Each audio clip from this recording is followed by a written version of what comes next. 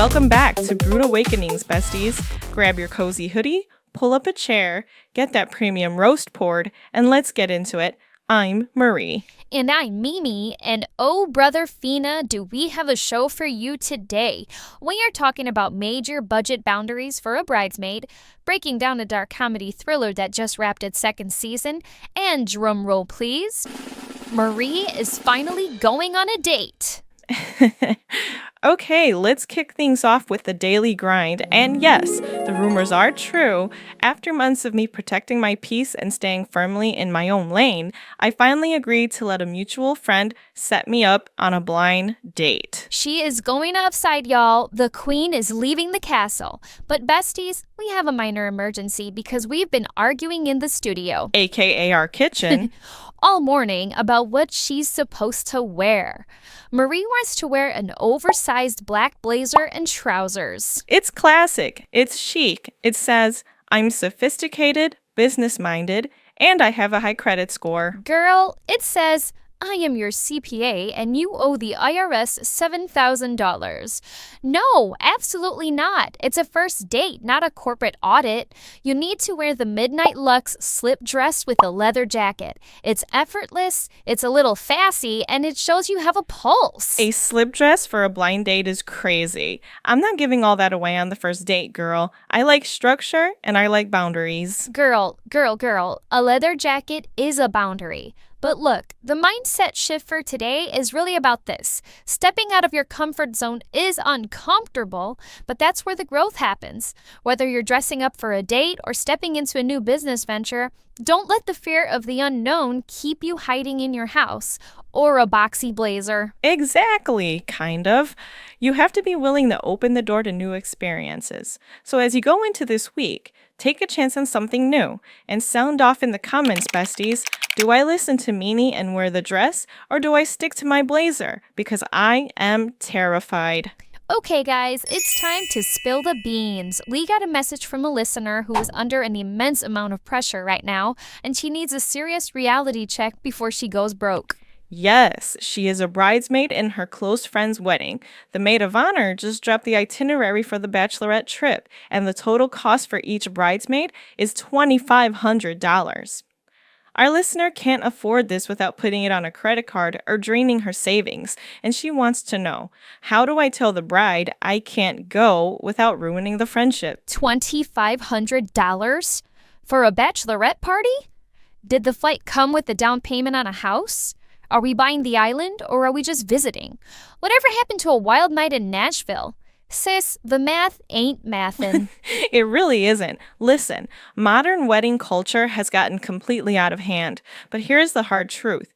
Real friends do not expect you to go into debt to celebrate their relationship. Period. If your friendship is dependent on a $2,500 price tag, that is not a bestie. That is a subscription service. So how does she back out gracefully, Marie? You have to lead with radical honesty and love, but keep your boundary firm. No need to over-explain or make excuses. You call the bride directly, do not text this in a group chat, and you say, I am so incredibly excited to stand by your side on your big day, and I love you so much. But looking at my current financial goals, the Bachelorette trip just doesn't fit into my budget right now, and I won't be able to make the trip. But I want to treat you to a beautiful dinner or a spa day just for the two of us before the wedding to celebrate. Ooh, clock it. That is beautiful. You are validating the friendship, but you are protecting your coins. A bad bitch does not compromise her financial security for a 3-day weekend in Cabo. But Marie, are you ready to tell our audience besties? Tell them what? Your past. You know? Oh. It's fine. Really? Yeah, totally fine. I was engaged before. Yes, she was. Yeah, but I figured it out before it was too late. And did you get far enough to have a bachelorette party? Why, no, Marie, and you know this because you were my maid of honor. Like, what? I know that. I'm asking for the audience. Ah, shit, duh. Okay, sorry. I know, I ended it before we got that far. But I know I'd be understanding if a bridesmaid couldn't do something because it was out of her price range.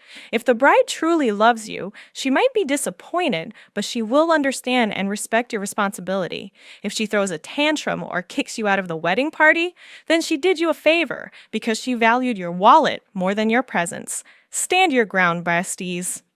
Now, speaking of keeping up appearances and doing way too much for show, let's head over to the couch for our favorite segment, a binge brew. Mimi, what are we filling on the screen today? Okay, since we're talking about people living way beyond their means and hiding giant secrets, you have to check out Your Friends and Neighbors on Apple TV+. The season 2 finale literally just dropped, and dude, my jaw is still on the floor. Oh, I have heard amazing things about this one. John Hamm is in it, right? Yes, John Hamm plays Coop, this ultra-wealthy New York hedge fund manager who gets divorced and then secretly loses his job. But instead of being honest, he is so obsessed with keeping up appearances and keeping his family in their luxury lifestyle that he starts robbing his own wealthy neighbors in their affluent suburbs. All the lengths people will go just to avoid looking relatable. Right? But it gets dark fast because while he's sneaking into these mansions, he starts uncovering all the dangerous secrets, affairs, and crimes his neighbors are hiding behind their perfect facades.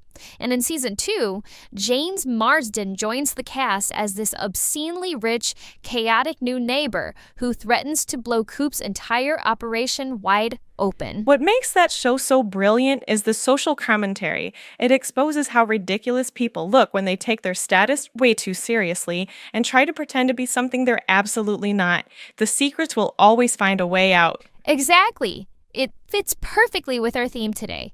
Don't go into debt playing a character for the applause, whether it's a $2,500 trip or a mansion you can't afford. Stay true to who you are and what you can manage. Go binge seasons 1 and 2 of Your Friends and Neighbors this weekend and let us know what you thought. Marie, do you know that John Hamm is a big Bad Bunny fan? What, really? Yes. John Hamm is like so cool. Such a vibe to him. Seriously, and he and Bad Bunny are actually friends, and Bad Bunny calls him Juan Hamon. Stop. That's fucking hilarious. It really is. Well, that is it for this edition of Brewed Awakenings. Make sure you hit that subscribe button so you never miss an episode with your favorite besties. Yes, you don't want to miss what we got cooking next week because we've only just begun. Leave us a comment below. Are you wearing the blazer or the slip dress for the date? Help me out. Have an amazing week ahead, besties. Stay real, stay amazing, and keep your coffee stronger than your excuses. Bright eyes.